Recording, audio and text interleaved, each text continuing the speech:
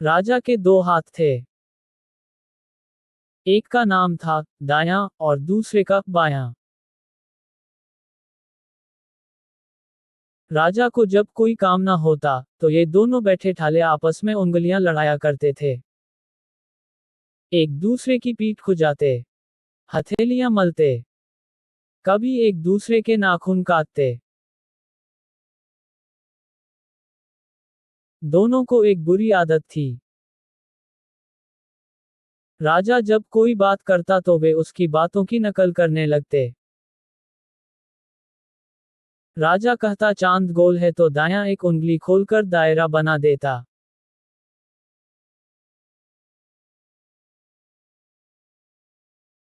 कभी कभी इसमें बायां भी शामिल हो जाता और दोनों मिलकर एक गोल फुटबॉल की शक्ल बना देते। बायां जरा कम बोलता था, लेकिन दायां तो ढीठ था। उससे रहा ही नहीं जाता था। राजा की हर बात पे हरकत में आ जाता था। राजा छींकने लगता तो दायां ख्वामख्वाह नाक मसल मसल के उसे रोकने की कोशिश करता। पर छींक तो आनी ही थी।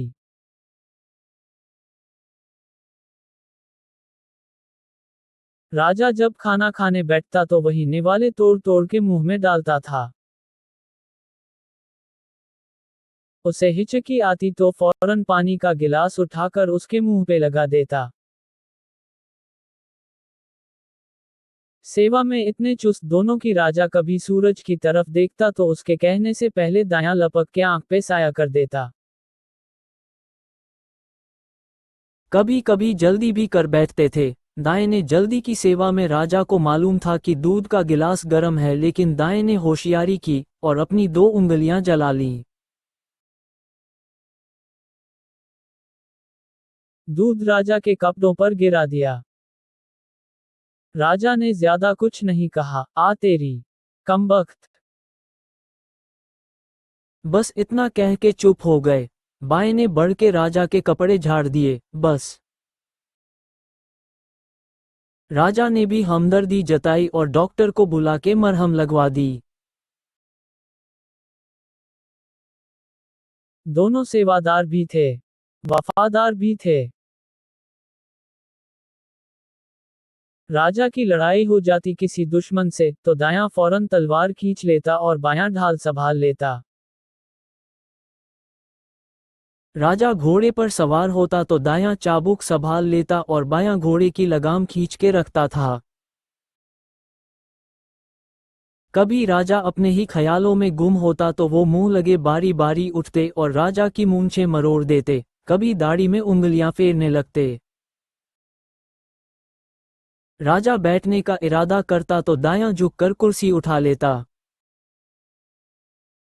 या राजा के कुर्सी बाग में लगा दो कहते ही दायां उंगली के इशारे से नौकर को बुला लेता।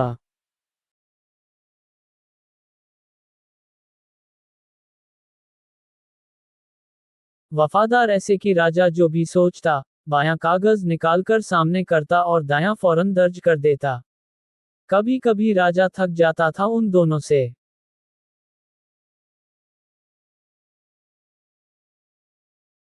इसलिए सोते वक्त दाएं को तो सर के नीचे दबा लेता और बाएं को खुला छोड़ देता। उसने दाया बाया देखा था कि दोनों एक दूसरे के बैलगाम गवाह थे। एक हिलता तो दूसरा हिलता जरूर था। नहलाते धुलाते वही दोनों थे। राजा के कुछ कहने से पहले ही दायां साबुन उठा लेता और बाएं से कहता, बाएं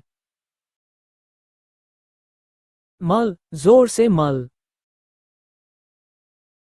राजा की बगलों में साबुन लगाने के लिए एक दूसरे से छीन भी लेते थे, शरारती भी थे। कभी कभी बायां राजा की आंख पे साबुन लगा देता तो राजा चिल्लाने लगता। दायां जल्दी जल्दी पानी का लोटा उठा के राजा की आंखों पर उड़ेल देता और आंखें मल के साबुन का झाग बहा देता।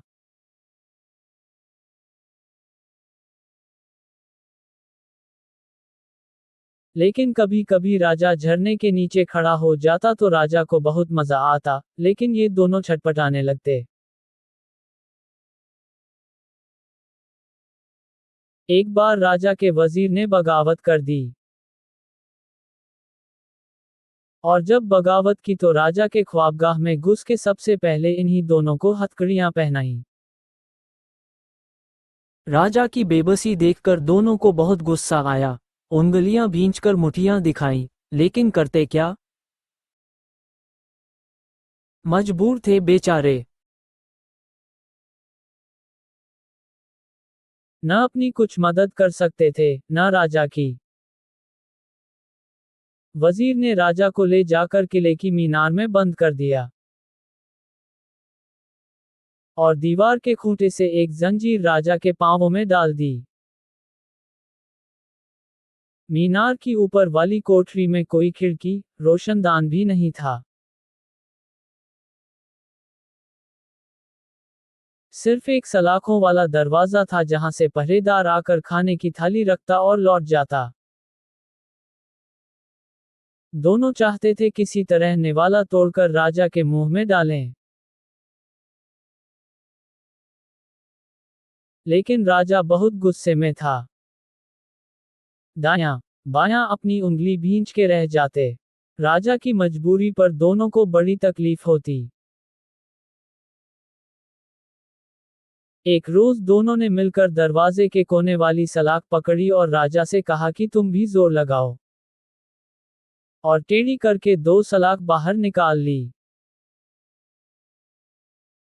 उस रोज जब पहरेदार दाखिल हुआ तो बाएं ने झटके से उसकी पगड़ी पैर की ओर गिरा दी और दाएं ने सलाख उसके सर पे दे मारी। जैसे ही पहरेदार ने चीखने के लिए मुंह खोला, बाएं ने उसका मुंह बंद किया और दाएं ने जल्दी से उसकी पगड़ी उसी के मुंह में ठूंस के औंधा कर दिया।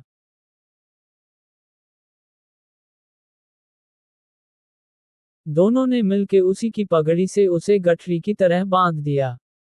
दोनों ने कंधे कुहनी तक का जोर लगा के राजा के पैर की जंजीर खोल दी। राजा के लिए मौका था।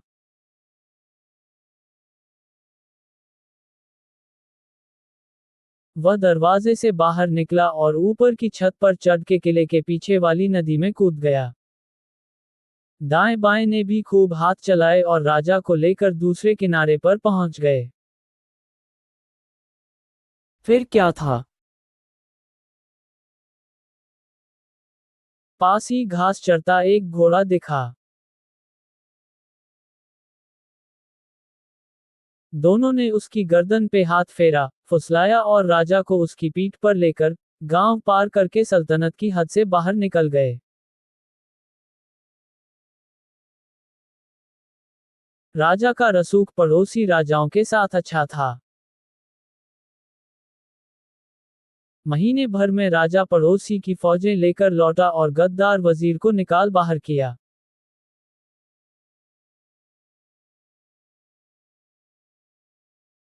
फतह के बाद जब राजा रथ पे सवार शहर से गुजरा तो फतह का झंडा उसने दाएं बाएं के हाथ में थमा दिया था।